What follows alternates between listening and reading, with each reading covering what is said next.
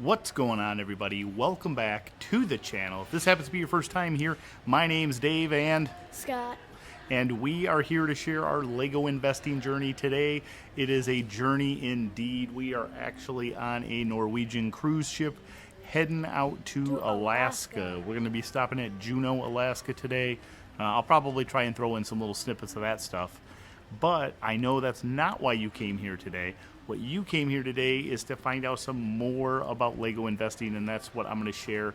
I figured what I would do is share a little bit about the different marketplaces that I utilize, why I use them, and some of the maybe pros and cons, something along those lines. So that's what we're going to be doing today. I hope you enjoy this video and the different sets of sceneries here. This is the atrium, kind of the main inside area of the cruise ship. And also upstairs is the local, which is a food bar. Let's jump into this video. Okay, so the first thing is that you're going to want to make sure that you don't have just a single marketplace that you utilize. And that's because when you're sourcing different sets, you're going to have all sorts of different price points as well as kind of box wear and box damage. And depending on what that looks like or how that is, the condition of those things can make a big difference, just like the sales price. So with that, we're going to go ahead and cover, I think, 4 different marketplaces. So I'm going to cover, I think it's 4. We're going to cover eBay, we're going to cover Bricklink, we're going to cover Amazon, and we're going to cover local sales and why I like doing each one. Okay, so the first marketplace I'm going to cover a little bit of is Amazon Marketplace. And I'm going to cover that one first because it's by far my favorite. So some of the pros of Amazon Marketplace are the fact that it is much less time consuming on our part, because Amazon, when you're fulfilling by Amazon, FBA is what they call it, then they end up doing most of the work in essence. And all I got to do is make sure to get everything packaged up, sent into them, and added to their inventory on our behalf. So because of that, that is my favorite marketplace by far.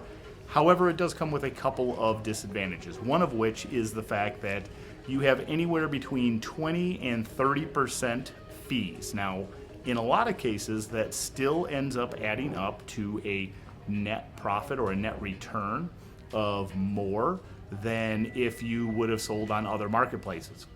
But for smaller items, it doesn't end up working out that way because there is a 2-part fee, and I've covered this in other videos before. There's an FBA fee as well as a referral fee, where I think the FBA might also be referred to as a pick and pack fee.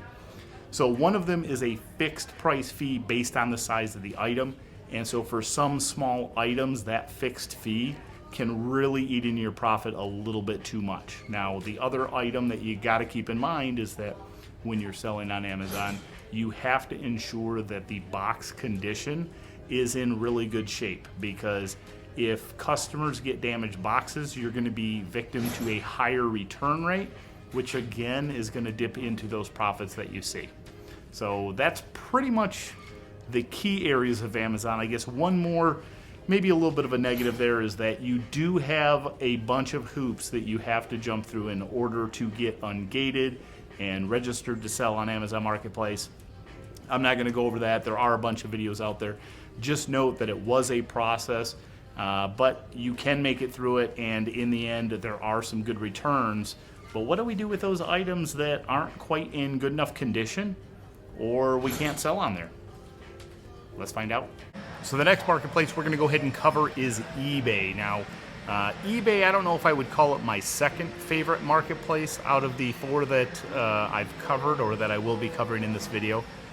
However, it does have a very large market base or audience, which is key to drawing in high volumes of sales. So Amazon's probably still the highest. However, eBay does have a lot of viewers, a lot of audience, member share that you want to tap into. And so eBay can move things. Another advantage of eBay is that you can actually sell damaged items on there.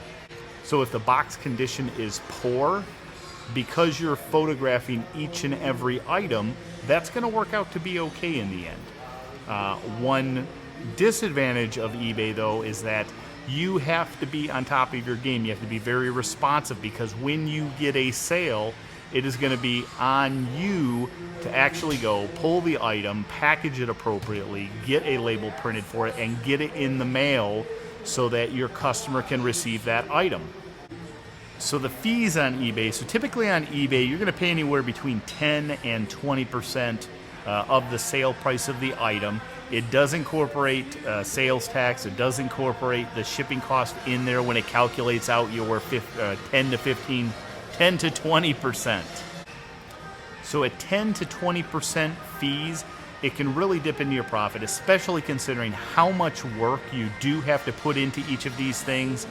But in the end, that market share, that big audience, can end up helping offsuit that. Keep in mind, you do also have to spend some time working up those listings as well. So there's a fair amount of work that goes into eBay, but you can at least sell damaged items and smaller cost items, because there's not really a fixed fee part that dips into that super heavily. So it is an okay platform for that.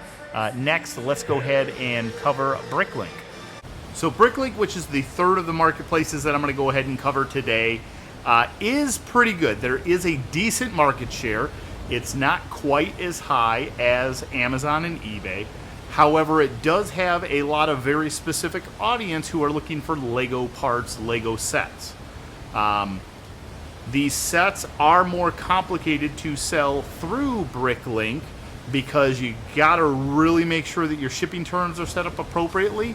And if you don't have it in an automated instant checkout manner, you may end up surprising some of your customers with higher fees and expenses than they anticipated, which may result in a higher cancel rate amongst those orders.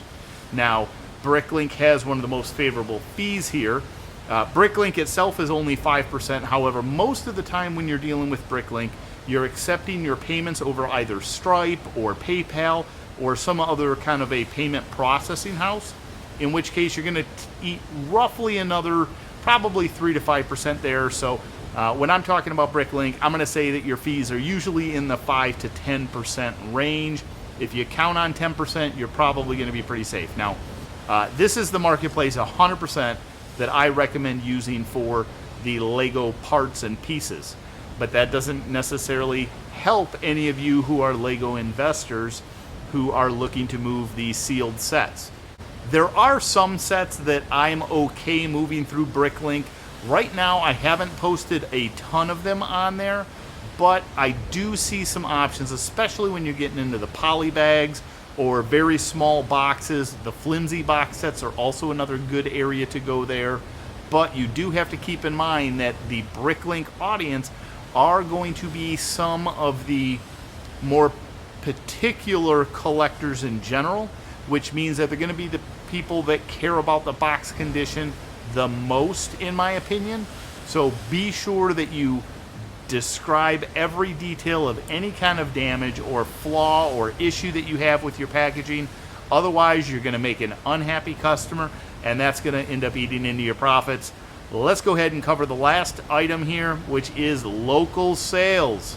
So the last item that we wanted to cover today, the last marketplace, is local sales. Now, local sales, you can definitely find yourself getting a higher profit out of those, because you can offer items less expensive than what you can through the other marketplaces, because you don't have any fees.